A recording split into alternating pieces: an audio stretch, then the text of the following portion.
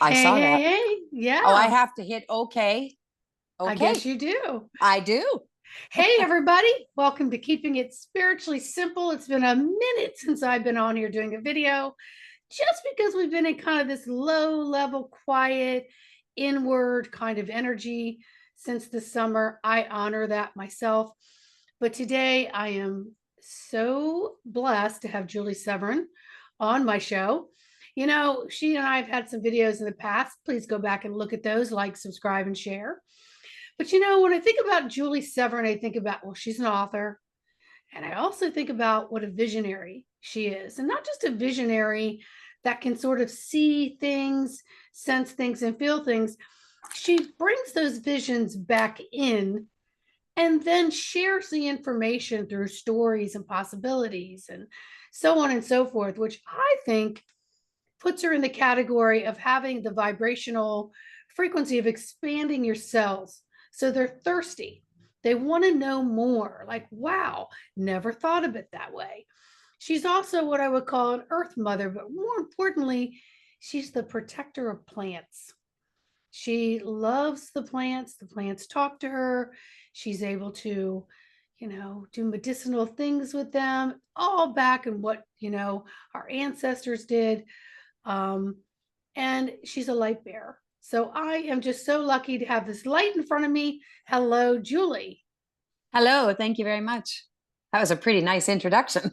Well, it was just kind of what was coming through. Yeah, it was beautiful. I don't rehearse anything. But it is what I think about when I think of you. And it's like, I know that you do lives and you come on and you talk about things that are like, I never thought about. I didn't know that. I didn't know the history. I didn't know this. I didn't know that. And, I don't like to use the word channel because that can be misconstrued. And it's really within the innate God source antenna Yeah. that you're funneling the information and then translating it in a way that I think puts people on the tune of, hey, this resonates a little bit with my cells, even though it sounds far fetched, but I'm kind of liking it and I'd like to know more. So let's talk about what the heck is going on here in the world. Whoo, lots is going on in the world. It's so interesting. It is. It's really interesting how you talk about how I tell stories and everything. And, 30 years ago, I had a reading from this woman, and I've been awake my whole life. I've been awake my whole life. But 30 years ago, I moved right out of being the treasurer of a regional district, which is like a county office. And I handled millions of dollars in budgets and everything. And I just decided to dump the whole thing and went to this, and that's what I did. um, Being a CFO of a government organization, it was a very powerful position, and I could get whatever I wanted to with just a snap of a finger. So it was very interesting to step out of it and change to this mode. And it was very interesting for me because I had a reading from this woman because I was really getting a lot of information and I really needed to put it somewhere and understand it. So I'd never had a reading before. And I went to this woman and I said, "Can you help me out?" And she said, "You're going to be talking about and writing about what the Bible should have said." And I'm like, "Oh my God." And she said, "You might even rewrite the Bible." And I'm like, Mm. well, the first thing I thought was, oh crap, that's a big job. That might not go over so well. That was daunting and scared the ever loving poop out of me because I was Yeah. like, you know how big the Bible is and how little tiny those letters are. And for me to have to rewrite it, but that's what I've been doing. I'm starting to realize all this time what I'm doing is I am doing that, in my word, in my writing, and in my lives. I'm doing it. And to me, um, that seems to be a cohesive way for me to do it rather than me sitting there and writing this tome that's going to be like that thick, and I just can't do it, you know Mm-hmm. can't do it. Mm-hmm.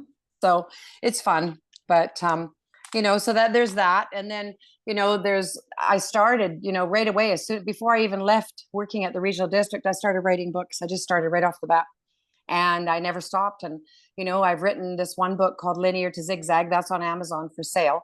And then I've got another book that I've written about Jesus, and it's called What Child Is This? And it talks about his real life and what really happened, and of his wife and children, because he did have a wife and children.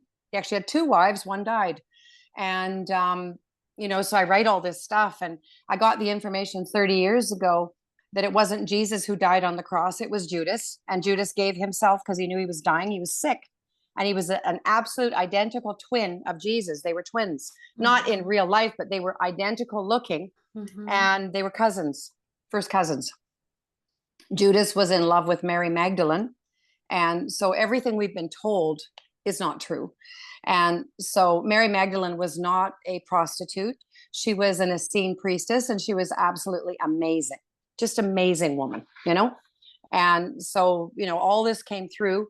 And it's interesting because, you know, all of the stuff that I've seen Atlantis, Lemuria, I've seen all this stuff. And I keep writing about these things that I keep seeing because I have to share, because the Akashic intelligence or the Anunnaki intelligence has been installed into me.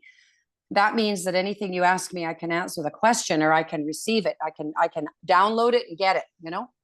And so all these things are coming through, and it's just amazing because I've had a lot of proof that they are true. I've been saying this about Judas and Jesus for 30 years. And guess what? The book of Barnabas has now come through, and it says the same thing. Yeah. Well, yeah, I couldn't be more thrilled. I'm sitting here and trying to contain myself because, you know, you and I've talked about it. I knew all this in the 60s, not the stories that you're telling, but I knew things weren't right.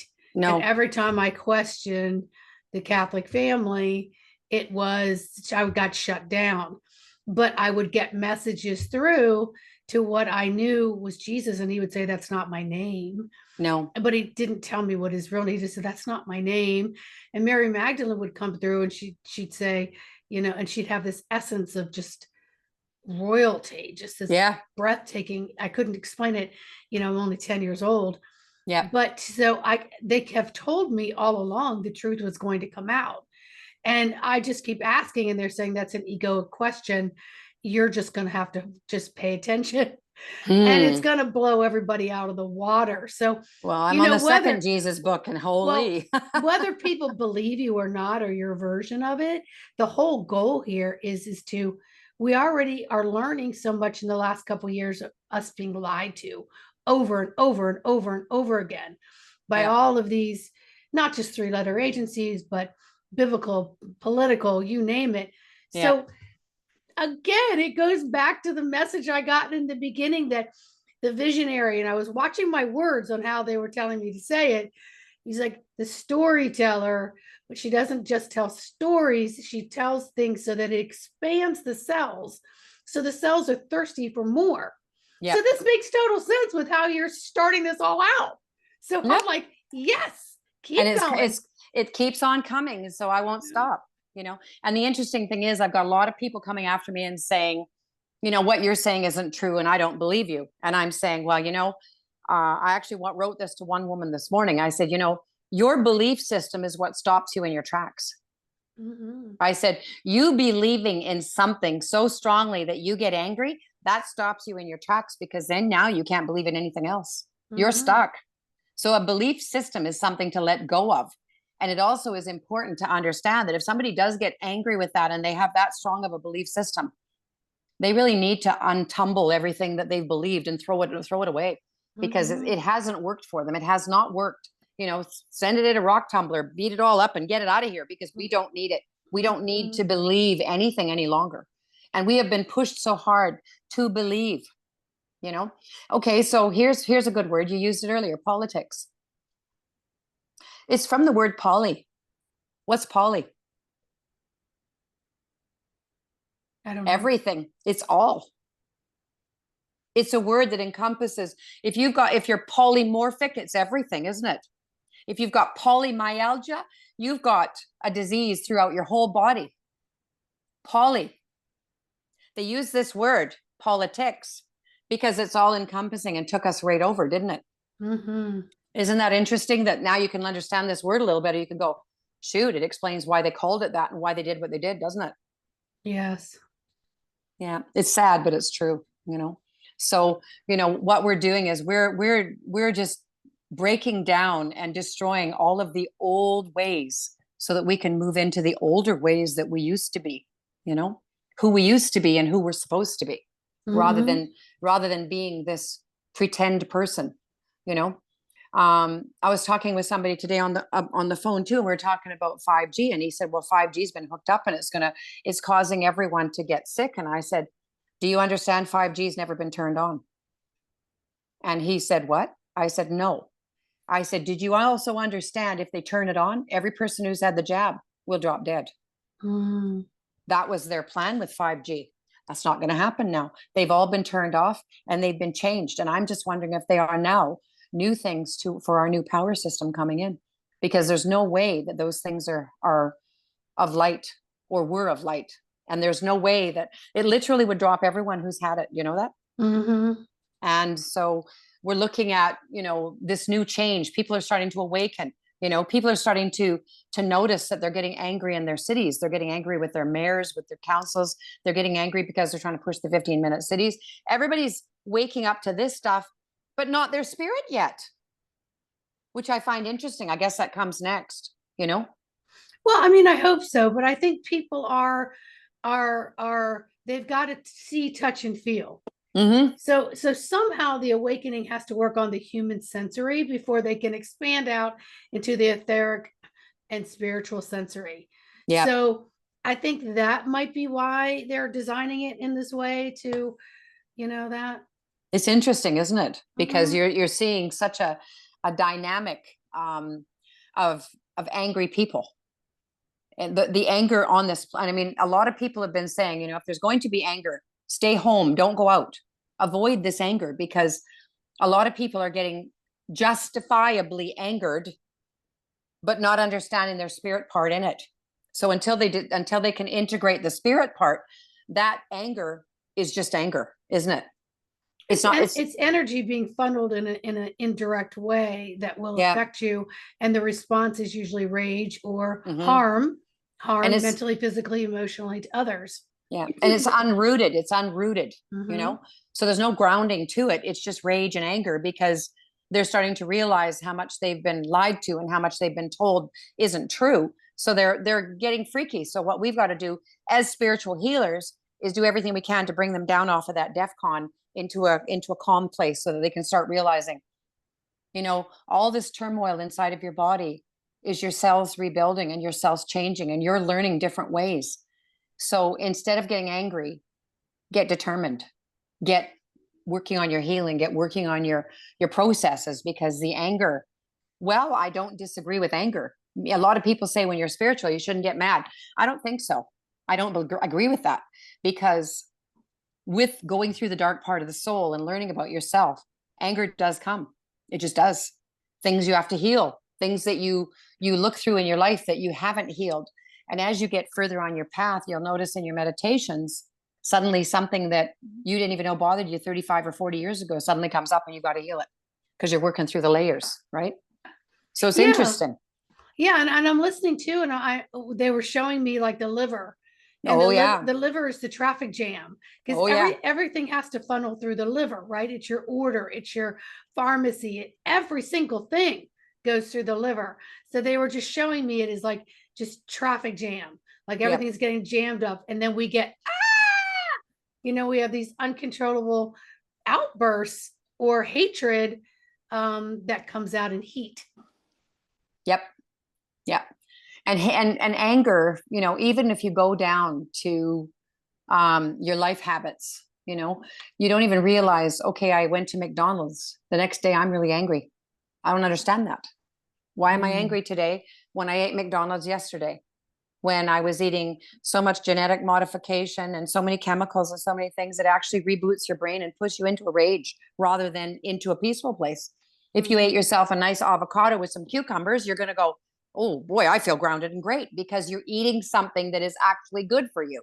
If you're going and eating fast foods and you're going out and eating out all the time, you're going to notice that even your rages will come from that, because you didn't look after your cellular body. It's coming down to everything like that now. It's not just that rage that's out there in the world. It's and that's going to cause some rage too, because they're going to go, what? I can't go for fast foods anymore. I can't have this anymore. Oh, this is going to disappear, because it is. This stuff's going to disappear. And those habits that they have formed are going to be hard for them to break too, aren't they? Mm-hmm. So Well, they have retarded the taste buds and they're hijacked to be addicted to all the salt and chemicals. MSG and all the Mhm. chemicals. Yep. Yeah, it's been hijacked, your taste Yeah. buds, and then Yep. it's your brain patterns. Yep. Yeah.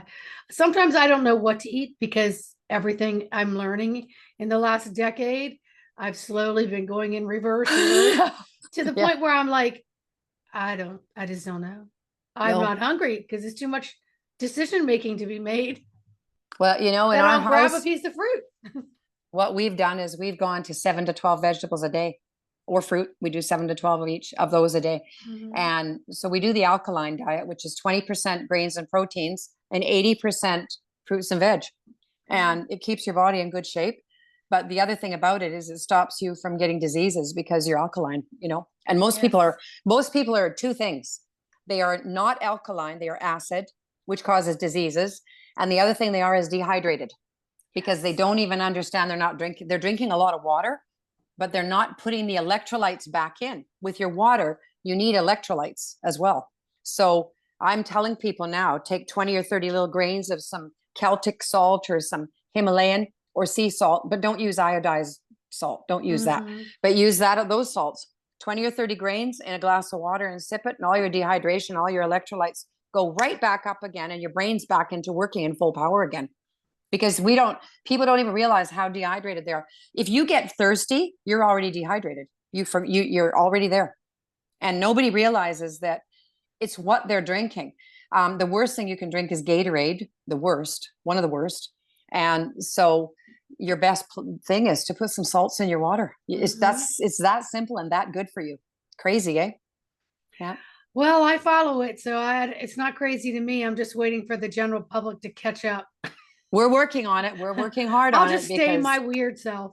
and I will too, because it's healthier to stay your Yeah. weird self than it is to do anything else. Yeah. It does make you a bit of a pariah when you go out though, because the next thing you know, you go to a restaurant, you go, I can't have that canola oil. You go to a restaurant, the first thing they do is use canola oil in every restaurant. And what is canola oil? It is a gut killer. It is a gut and bowel cancer causer. So it's not rocket science. When they started using canola oil, they started feeding it to the cows and the turkeys first, and they killed them all. Mhm. So they changed it to rapeseed, and they decided rapeseed. That's a good name, eh? They Yeah. decided, yeah, they decided that it was going to be good for us. So they started, and it used to be used as motor oil too. It was used as motor oil before they used it for feeding to animals and humans. During the Second World War, it was their main oil they used on the machinery. Mm. And okay, same as fluoride, mind control. Put it in your water now. Let's control everybody's minds. It's unreal, isn't it? Yeah, and then all the Teflon that was used to build, barges and ships and tanks. Oh, well, now we have this, all this extra crude. Let's make some oil out of it. Now let's make some Teflon pans, and no one's ever going to know the difference because we're going to mind control the doctors through the insurance companies so they can't tell you, and there'll never be a test for it, No, But no, here we are waking up. paying attention. I've Mhm. never owned a Teflon pan in my life, and I've been using stainless steel and cast iron since I was in my early 20s. I have never used Teflon. I've never bought it. I never would, because it's really one of the most disgusting things I've ever seen. And what really upset me, and I didn't even know all of the efficacies of it, was when you cooked with it, if you hit it with your thing, it took it off and it went in your food. And I was like, don't like that. Don't like that. Yeah, and they would only say it was a problem if the bottom did come off, if it was getting chipped, they were saying throw it away and get a new one, Yeah, but the right? But Teflon that's the coating only thing comes that off. they would I know, that's the only Yeah, thing they would say about it. Like, oh, if it's chipping or peeling, then yeah. it's cancerous, throw it out, get a new one. Okay, so the Teflon was developed about the same time as they decided to bring their wisdom and knowledge about salt and oil. And now they've told the whole world that salt is bad, oil is bad. Those are things that your body electronically needs. Do you know that? You need Mm-hmm. those things. You need those desperately. And then all of a sudden, heart disease took over like a bat out of hell because people weren't eating oil anymore. If you're not eating oil, all of the blood in your arteries and your veins doesn't flow. It doesn't go anywhere because it's got nothing to lubricate it to get there. And it's the same as your bowels and your stomach. They require that oil to lubricate it down into your gut so that you can actually have it flow right out of you. And so, the biggest travesties of justice we've ever had is stop eating salt, stop eating oil. Stop eating butter. Do you know what I just finished reading? Costco recalled 80,000 pounds of butter. You know why? Because people said on it, it didn't say it was butter. It says cream in there. So there's no milk, obviously. Okay. I'm just like, really? Oh, Really? all right then. This is how uneducated the public is on what food has in it, isn't it? They don't even know when it says cream that means that's milk, that's cream, you know? That's what it says on the butter. I looked. I looked. Well, you know, if it's not on that FDA pyramid that switches every decade on how you should be eating and how much you should consume, yeah, that's a joke. Yeah. It's funny. The whole thing is really funny but it's not funny because people are suffering because of this lack of understanding. You know, I mean, I have, ever since I was in my 20s, I've always been, you know, I look at something, I go to buy it, I have to read all the ingredients because I'm not going to buy it unless I know what's in there. I've been like that my whole life. I've never not. And if I saw MSG way back way back years ago, I never bought it. Never have, you know? And it's very interesting because the world, you know, these addictions that happen, MSG is made from, decayed animal blood. That's what MSG is made from. Yeah. We all have glutamates in our body that are naturally occurring. But what they did is they took the glutamates in there. They took it from decayed animal blood and turned it into something that is absolutely a killer for you. People don't even understand the addictions it causes to the foods with the MSG in them. You don't even understand that. You don't even understand why, but you do. You get addicted to that flavor. And like you said, the chemical flavors rather than the natural ones. Yes. Well, you don't know that your tongue absolutely doesn't know the difference because it's literally your taste buds are addicted. Yeah. And the brain wave go taste bud brain. And then it gives you this false feeling of, I feel great, but you don't. Yeah. And the GMO foods are, to me, pretty pathetic, especially with fish and seafood and things, because there's no nutritional value. Nope. They're raising them in a tank. They're shooting them up with whatever. They're controlling the water. They're filled with parasites. Yep. But they're less expensive. And then you go into places like Whole Foods, which is, of course, owned by Amazon now. Yeah. And almost every piece of salmon is a GMO salmon now. Mm-hmm. Yeah. And it has just been like, wow, here's a store that claimed it was, and now they're feeding. No, I won't buy it. I won't buy it. And that's the only way we can send the message. When I used to be the treasurer of the regional district, I was in on a lot of things that were happening, you know, especially economic development and stuff like that in our area. Mm-hmm. And one of the things that we did was set up a lot of fish farms on northern Vancouver Island. And I'll never forget it because what they were doing on the fish farms is when the fish died of disease, they were grinding the fish up and feeding it to the other fish. Yeah. Oh, but it got better because then what happened, and this is what happened shortly after that, they decided that they had too many morts. They called them morts, you know, like dead fish, right? Mort means dead. So they had too many morts. So what they did was they shipped all this ground up stuff to England and fed all of this to the cows there. And that's how Mad Cow started up there all those years ago. Remember that? Mm-hmm. Yeah. I remember all this really well. It's crazy. I wouldn't buy a farm fish if you paid me because what they're feeding them is they're turning them into cannibals, and it's just absolutely unhealthy for anything. None of us can do that. You know, none of us can have that kind of stuff in our food supply. And we've had stuff in our food supply that we've unknowingly been doing. So if you can go organic and the purest, the best, you got to do that. You got to, for your own safety right now, until things change, and they will. Things are changing now. Yes, they are. Yes, they are. I just remember going to lunches with friends or dinners. People, I'll take a salmon on my salad. I'll take this. And I would say, is your salmon farm raised? And they would go, and they'd have to come back out and ask and go, yeah, it is. It's not freshwater wild caught. I go, sorry, I can't eat it. But my whole table would still eat it. Because they would look at me like, why are you asking that stupid question?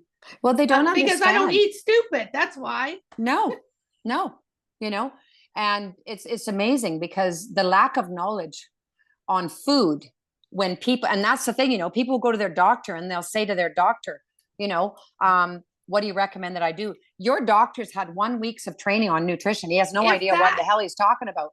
And It's so, bad. like my doctor phoned me last year and I had a physical. I went and had blood work and all the other stuff. I came out clear. He comes back to me and he goes, your cholesterol's up by 1 point. I said, oh, good. He said, what do you mean, oh, good? I said, well, because your cholesterol rises as you get older. I said, I'm in my 60s now. It should come up. That actually forces the blood to go faster through your body when it speeds it up and it cleans it out better. I said, don't you know that? And he didn't answer me. And he said, well, you could quit eating nuts and seeds. And I said, oh, and cheese. And I said, but those lower cholesterol, don't you know that? And I have to go, he hung up. He was mad. But, that's the reality. They don't have that training. So they don't understand. They can't guide you. They cannot guide you at all. No, they cannot. No. So, we're stuck out on our own with this kind of stuff. And even a dietitian can't guide you because she's using the food guides that are not good, right? She's got no clue either. So these poor people who become diabetic don't understand that they could just change their diet and not have to take any medication. But no, they go to the doctor. The doctor puts them on metformin, which now has a class action lawsuit against it. It's deadly stuff. So we just stay away from anything that's ugly and we go healthy. And that's why I push my medicine so much, because they're actually tonics for your organs, tonics for your body. So they stop you from having these disease issues, right? Yes. And to me, that's important. Is the more we can heal our bodies, because these bodies, people aren't realizing this right now, but this body you're in for a long time now. If you're going to survive this, which many of us are, we're in this body for a very long time now. We've got to treat it like it's the God that it is. And we haven't been. We haven't been. We've been so busy being godless and pretending that we are nothing and believing it, being that God within and understanding that and owning it. Boy, does that ever change your view on life. And it changes your view on everything. And so you look at your body now, this is my temple. It doesn't want that. I'm not having it, right? That's what happens when you change. You start realizing, no. And then you start researching because you go, no, I can't have that either. Not doing it. This isn't good for me. I'm not interested, And, it's like the doctors are so used to being, kind of a bit of a despot with people and telling them. Like I just read a thing recently. This guy went to the doctor for blood work and everything for a checkup. When he goes into the doctor's got 4 prescriptions for him. And he says, what's this for? And he says, well, you got some markers on your cholesterol and your blood sugar. So I'm giving you some medication to help it. He says, let me see my chart. And the doctor wouldn't let him see it. And he said, you got to show me my chart. Now it's my right. You show it to me now. When he looked, every marker was normal. He said to the doctor, he said, why are you doing this? My markers are normal. And I know what my markers should be. The doctor says, well, you're at that age. You need this. Really? Mm-hmm. Yeah. He walked out, never went back. But this is what we're talking about. We're talking about, this lack of knowledge in people. If you know anything, the doctor doesn't want to talk to you because it wants to be the God that you already are. Doesn't understand that you are. He hasn't been trained that. He's been trained by the Rothschilds and the Rockefellers to understand how to use medication and how to prescribe and not how to heal you. That's right. So I find it really interesting because people are starting to ask questions now and they're getting upset and they're saying, I don't like this. Your doctor, if you've got diabetes, the first thing he's going to do is put you on metformin. He's not even going to tell you that there's a class action lawsuit against it. He won't tell you that it causes bowel cancer. That's what killed my dad. Right? So they don't want you to know that. They're not going to volunteer that information. They're just going to keep on pushing you. So your best bet is to have yourself awake and knowledgeable before you even go in. So he can't take advantage of you or push you to do something that you really shouldn't do. That's right. Yeah. Well, being your own advocate is extremely important. And yes, I agree. The physical body houses everything. It's your container for everything. Without it, your life force is gone. Your opportunities that you came here to live, to do, to evolve are gone. So this comes first. Yes, it does. And the body, if your body is down because you've eaten, you're going to McDonald's, you're going to these places and eating these foods, you're eating MSG, you're eating all these chemicals. You don't even want to see Doritos in a microscope. Oh my God, it is bad. Like live bugs on it. Not kidding. If you are going to eat this stuff, guess what's going to happen? Your spirit will not soar because your body is so impure. You can't find it. It's just gone. You've got no idea where it is. You don't even know who you are because you're so chemicalized and you're so adrenalized in a lot of ways, not adrenochrome, but adrenalized because of the fight or flight mode that we live in and we have for years. So you've got all this adrenalizing, you've got all this fight or flight mode, you've got all of these chemicals in the body. It actually works out to be quite a Molotov cocktail in the body and stops you from being healthy, period, you know? So it's really important for us to make sure that we are looking after the four bodies, you know, spiritually, physically, mentally, emotionally. And I actually advocate that. Take care of all four bodies. Do your meditation, feed yourself well, get out and walk and exercise, you know, read and learn, do what you can to bring your mental back up. Get your Akashic intelligence, your Anunnaki intelligence installed into you, demand and command it so that you can start being in control of your whole body. Because they're merging right now. It's no longer, your aura is no longer 18 inches out. It's moving in. It's supposed to be there. It's not supposed to be out there. You're supposed to be one. And that's what's happening. But if you're not healthy, it's harder for it to happen. Do you know what I mean? It's just harder. Yes. The cells that are supposed to be light and full of life force are becoming heavy and sludged. Yep. And then any situation is overwhelming because the body doesn't know what to do with it. So even if you were to have, you know, lower energy for a day, it's situational or whatever, it becomes clinical after a while. Yeah. And when it becomes clinical, then you're right back into that circuit of the medical pharmacy wheel. Yep. And it's a rough one because if your spirit jumped out and said, you got to, you know, I don't know how many people have come to me and said, you know, 15 years ago, I got a spiritual awakening and I ignored it. Or I was told that this would happen to me and I just pretended it wasn't going to happen because I didn't want to deal with it. I didn't want to change my life. And now I'm realizing I should have done that back then. It's not too late. You can do it, but you got to do it. You got to call your spirit. And you can do it without a tragedy. You can do it without a traumatic event. Most people wait for a traumatic event to happen. And then they create a drama series from the traumatic event, good, bad, or indifferent, or completely 180s to 360s them into a new world. But that doesn't happen very often. Most people will listen for a little bit and then go right back to their comfort zone. But we don't have to have that. We have more people out here like you, me, and others that are advocating. Stand up for yourself. And we have to broaden the thought process. Take your platforms and broaden the informational highways that come to them. Make choices that are better for you. But it starts with your house. But it's working, you know, because I've gone from having like 2,000 people in my group. I'm up to almost 12,000 now. I know. I'm so happy for you. But they're grabbing because they're starting to realize somebody's saying something that maybe I want to hear. Maybe somebody's saying something that I'm tired of the darkness and I'm tired of the pain. And we have to visit all of it. We do, because it's part of our four body system. The darkness is just as much a part of us as the light is, but it's loving that darkness and forgiving it and letting it all go and realizing that once you do that, all of a sudden you're out of the judgment role and you're into the acceptance and peace. And it's quite a beautiful place to sit because it's more comfortable than what you were doing. You know, it's just more comfortable. You feel better. You feel like you're actually returning to yourself, which you don't even know anymore because he or she have been gone for so long. You don't even know who they are. You literally don't know yourself until you find yourself spiritually. You really don't.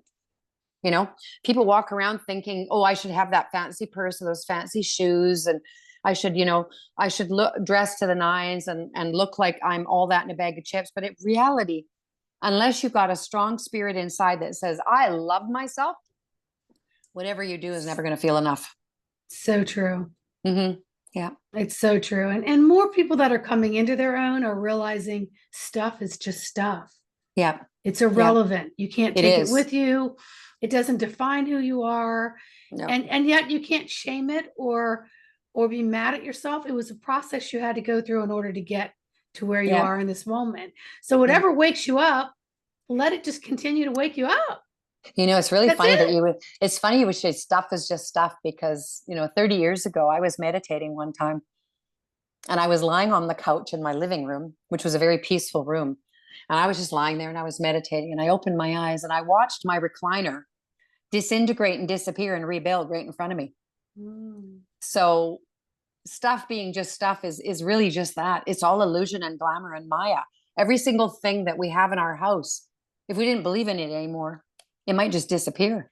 You know, the way we feel about things. If we love our furniture, it stays. We don't love it, it goes. You know, things are not real. Nothing's real.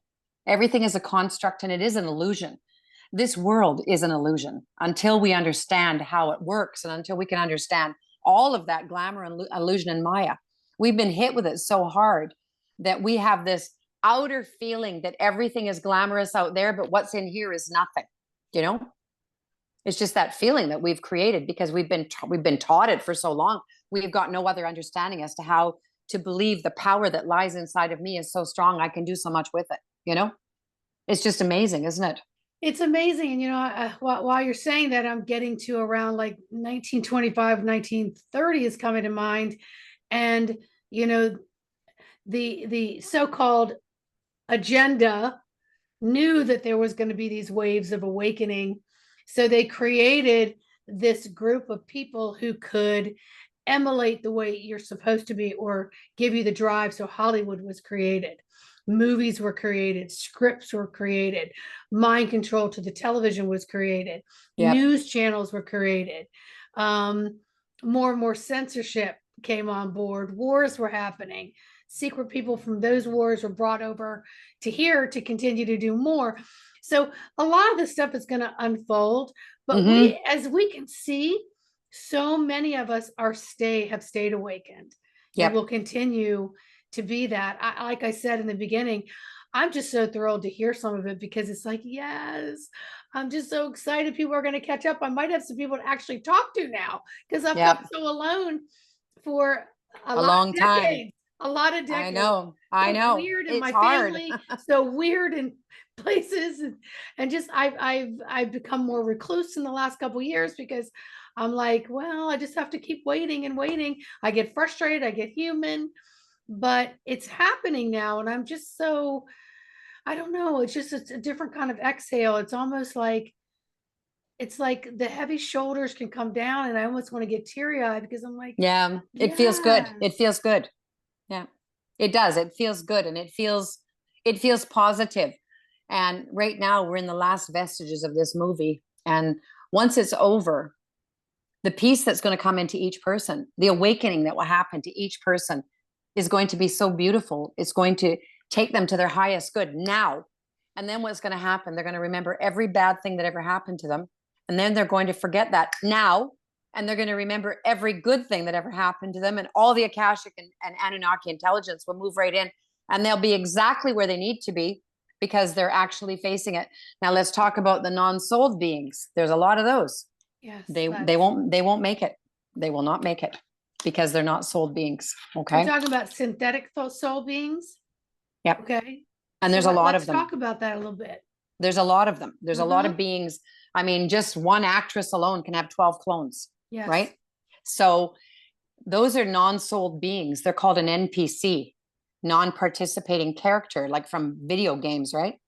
So they're what you would call an NPC. And being an NPC, they don't have a soul. They don't have any understanding as to all that is. All they can do is try and be an influencer, right? And that's what they've been trying to do, is being an influencer as these clones or as these remakes of beings. But if you look in the eyes, they're dead. They're just dead. There's nothing in there. They are not going to survive this. And many of the NPCs in all the political parties and all the everything, they're all just not going to make it. You're going to see a loss of up to possibly 1/3 of the population. We've already lost 1 billion to the jab. We've lost 1 billion. We could lose up to 1/3 because there are so many non-souled beings on this planet right now. And part of that would be the reptilians, but they're gone. They've been dispatched. They're gone. The next flash of light that hits this planet, that's going to be the big one. That is when anything that is not light will not survive. And we are now working on a 4-bodied system on all beings on this plane. No more 2-bodied systems. No more non-souled beings. It's going to be every person or every being on this plane, including the ETs if they decide to show themselves, which they will. They will also be 4-bodied systems because we will not permit them to be anything but that now. It's not going to be allowed. We've negotiated with the reptilians and turned them into four-bodied systems. They're gone. They're gone. They're just gone. Yeah. They are now, they've gone to the next planet to become a four-bodied system, and they will undergo karma, and they will undergo every single thing that we went through. And they're going to remember what they did. And they negotiated that with us to allow that to happen. That's interesting. Yeah. They want to be like us, you know. Part of the reason that they've been the way they are and what they've done is they desire to be us. So we let them. Pretty cool, eh? Yeah.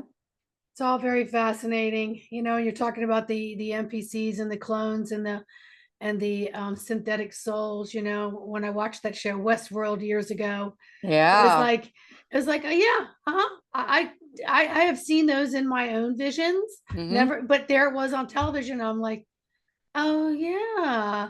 I mean, Just we telling see you what it. they're doing to you. Now there's Marvel movies out about it. There's a lot of different things that are Yep. out about clones, and then the clones come to life and get consciousness and so on. So I don't think that we need to mourn those that are going to be leaving the planet that are synthetic souls, because it's a robotic being. It's different. Yeah. What's going to happen, I think, is going to be more of the shock.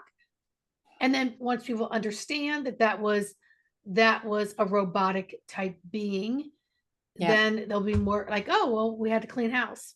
Yep. It's going to be so interesting when it all, gets disclosed.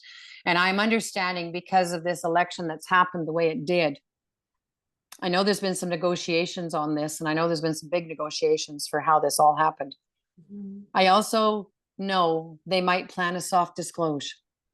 And I don't think I want them to do that, because I'd like it to not be so harsh to see the things we've seen over the last 5 years. But I'd like it to not be so soft that people don't awaken to their hearts, because I think that's going to open their hearts too, So taking control and making a soft disclose may be the biggest mistake they ever make, because it's going to, that will also activate things like that, activate too, and it could change the way people feel quickly now, I mean, I told JFK 5 years ago, well, 2021, maybe I told him that 3 years ago. I said, what you should do, because there's trillions and gazillions and quadrillions of money that's been taken to be given out to the people. I said, give everybody $100,000 and tell them to sit down and shut up, and you want to talk to them.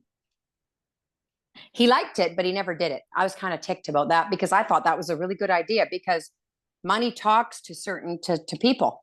It doesn't to me. I don't care. But to those who need to be awakened, it talks big, doesn't it?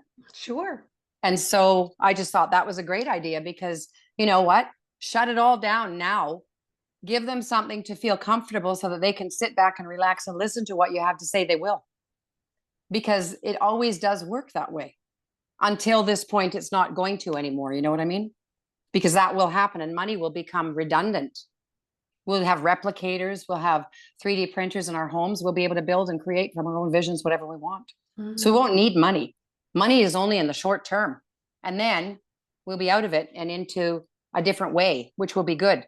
And it will be a way of bartering and a way of light and a way of caring and love, So yes. I'm looking forward to that as well, because we have been so embroiled in the darkness of money, for so long.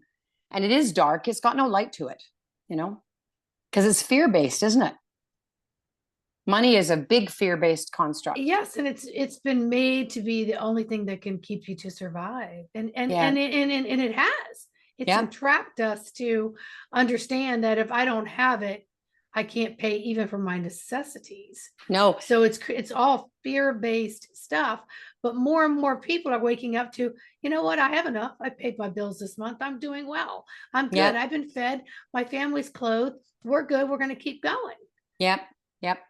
Well, the biggest thing about fear, and money, the construct of it has been so strong for all of us that we forgot to build a garden. We forgot to go get our firewood, wildcraft. We forgot how to do things we've known how to do in 2 generations. In 2 generations, we have forgotten everything that we used to know on how to look after ourselves, haven't we? We go to the store. When I grew up, we would can, we would Yep. freeze, we'd do everything. Do you think I do any of that now? No, Nope. Nope. I don't. And No. if someone said, Sandy, I need you to, can some peaches, I'd be like, I'm gonna have to like watch a YouTube tutorial. I really truly wouldn't know. I still have my big giant pressure cookers. I've still got all of my stuff. I've got jars. In case something happens, I can can meat. I've got all of that. I've canned for years. Mhm. We have lived on my home canning for a lot of our lives. But you know what? I got lazy too. I did. But I now am getting back to doing everything again. And now my granddaughter is canning, and I'm so proud of her. She's canning and Nice. she's making things and saving things for the winter. And I'm so proud of her because it's skipped a generation. My daughter won't do it. She won't do it. And it's interesting because that generation, the young ones born from 1975, to 1990, I don't even know what they're called, Gen Xers or whatever they're called. They have grown to be probably some of the laziest people in the world because we gave them too much. We looked after them too well. We didn't get them to, they couldn't fend for themselves or go out there and grab some dandelion and make some tea and cook with the dandelion and save themselves because they don't know what to do. They don't. I did all that canning and all that work. My kids helped me and they still won't do it. They still wouldn't do it. Mm-hmm. They learned it. They wouldn't do it. Well, the food tastes so much better when you've done things yourself. It does. It really just does. And you eat less and Yeah. you enjoy more. I know just for me in the last couple of years, I hit more farmers markets. I try to find local like little shops that are like, these are our your farm produce. Eggs. Yeah. These are ours. And I'm like, I will buy that before I'll buy that. Yep. So, it creates a little more running around for me, but I'm okay with it when I have the time. If you can locally source, you're doing much better. And I do that too. Yeah. I've got a gluten-free restaurant here that's a bakery, and they make all the bread and they do all this stuff. I source from them. They're just amazing because I don't do gluten. And we have a store right beside them that is a farm store that the local farmers actually.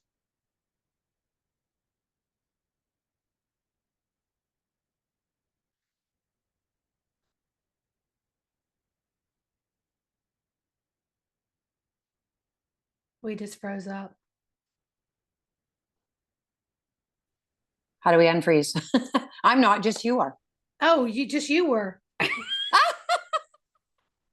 Oh, that's weird. I know, it just says the it's unstable. So before we lose ourselves, let's talk about maybe some things we can do just in the next 30, 60, 90 days. That would bring people a little more, I can do this. I'm in this. I want to do this. Awakening of themselves. I think encouragement is the biggest part, just getting people encouraged to look, I like to, when someone comes to me for anything, and even in group, when I'm doing my lives and stuff, I'll get working with them and I'll say, okay, do this, do this, do this. And they'll do these things and they can't believe how much it makes them pop, and they can feel the energy and they can feel how beautiful it is. It's actually exposure as much as we can, trying to expose this to people so that they can understand the power that lies within them, right? And start questioning everything. Do not accept the status quo on anything. Always question and always work hard to open your spirit, because it is just screaming right now. Everybody's are. If you want to go into that, your spirit is in fight or flight right now because it is trying to get you to listen. Everybody's is in fight or flight. Remember yourself. Remember the things that you are. Know who you are, and start to work to remember that, because that is how you can get where you've got to go. And trust yourself and stop looking outward. Look in.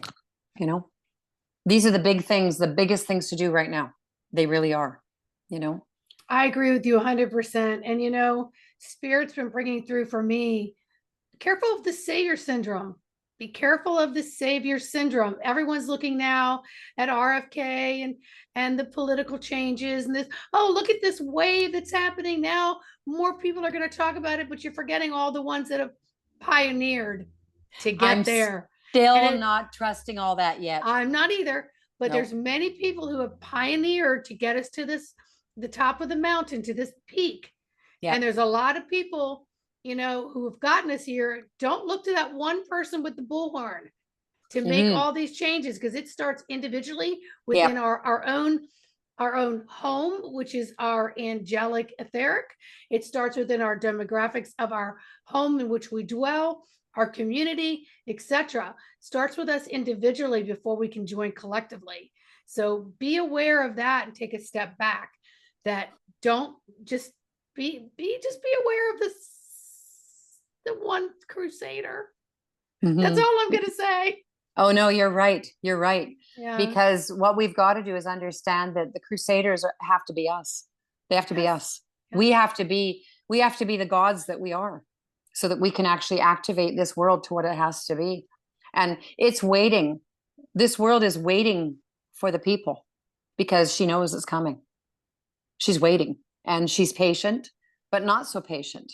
She's making some things happen in this world. I don't really feel like genetic or that there's a lot of modification happening to the weather right now. I think it's just her doing what she has to do because she is being decisive now. So, you know, you get into a life and death situation where you have to start looking at what you're doing. Okay, change is necessary and we're ready for it. The world is shifting. Stop believing everything you hear. Stop believing everything you hear. Start trusting your discernment on the inside. That is the most powerful. There's nothing more powerful than that, you know? Yeah. Mother Gaia has shown me multiple times, like her chains breaking and the plates shifting and her rotating and then her literally moving up X amount of degrees within the atmosphere of other planets and her proximity. And she told me a couple years ago, fasten your seatbelt, Sandy. We're going to go. Just sit back and just take care of you so that your fulcrum and everything is as strong as it can possibly be, so that we hit these lumps, bumps, and turns, you're not getting thrown out of alignment. Nope. And it's amazing, you know, how you can, you know, just pay attention and listen to the signals, listen to the everythings, you know, like, and start listening to your inner discernment, because what I'm noticing with people is their inner stuff is starting to pop and they're starting to notice that they're getting messages. They're starting to realize something's changing. You know, like I was driving down the road the other day and I talked about this on my live. I said, I was driving down the road the other day and I all of a sudden saw this car go in front of me, in front of this, behind this other guy, and cut me off and hit me. So I pulled my brakes right back and I just sat there and waited for a second, and he did it. And he would have hit me if I hadn't have been aware of it. So these little tiny knowings are moving into everyone. We've got to be aware of that. So listen to your discernment, listen to your intuitions. If you're out driving on the road, pay attention to what you're feeling, because you're going to know to keep yourself safe if you're doing that. You know, you're going to know that you're okay. And it also helps you to trust yourself better, you know? And I play with stuff like this. I teach people, you know, when you go up to the grocery store, say, Mother of Love, Mother of Grace, find for me a parking space close to the door. You're going to find one. They'll be there. Boom. You know, you stop talking now and it's your idea.